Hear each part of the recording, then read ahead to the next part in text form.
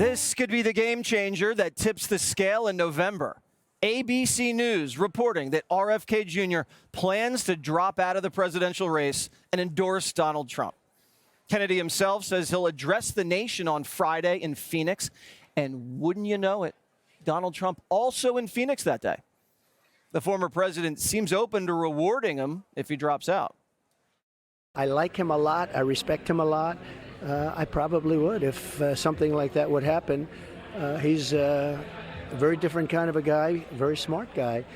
And yeah, I would be honored by that endorsement.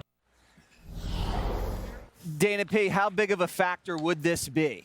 Well, he's weaker than he was before. So before Biden got out of the race, he was getting 9% in some places. Now he's getting around 4%. But I talked to a friend last week who works in Republican politics and said that in the battleground states where RFK Jr. had a presence or was on the ballot, he was still taking about 4 points, 3 to 4 points away from the other two candidates in the race, and that they do believe that these additional RFK Jr. votes, if Trump can get a few of them, it could certainly help. And as we all know, that those states are razor thin, so it could help a little bit, but I don't think it's a huge deal.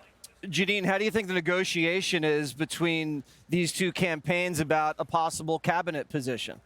You know, I can't, obviously, I don't know what's going on there, but what I do know is this, you know, the Democrats have been talking about how unity and joy and hope and all that, they pretty much trashed this guy. They did everything but cannibalize him. I mean, they tried to get him off the ballot. They sued him. They literally threw him out of the party. His whole family threw him out. And in the end, they wouldn't even give him Secret Service protection. His father was assassinated. His uncle was assassinated. I mean, they treated this guy like a dog. So, you know, I think that a lot of people, and they've said historically, and people like Dana and Jessica might know more than I do on these particular poll numbers, but that, you know, his poll numbers, or his numbers would take away from Donald Trump. I don't know if that's true, or they'd take away from Biden. But I think that in the end, he really is saying to the Democrat Party, you know what, go screw yourselves. You did so much to me and to my effort, and I wasn't even, you could have beat me just by beating me. But you didn't do that. You had to destroy me. And he was sick and tired, he said, of the tribalism of the Democrat Party. Jessica, we talked about this on my show last night. Even if it's just 10, 15, 20,000 voters in a Philly or a Phoenix, that's big.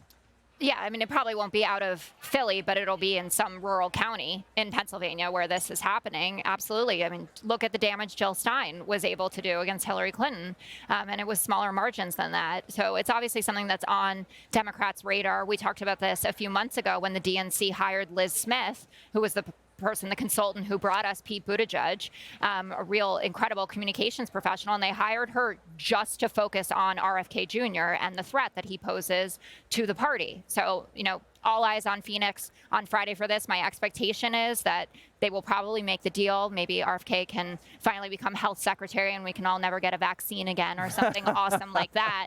But it's a real risk, and it's obviously top of mind for Democrats. I'm sure Harold Ford Jr. can get his 7 COVID shots, even if he's still at HHS. What's up, Greg?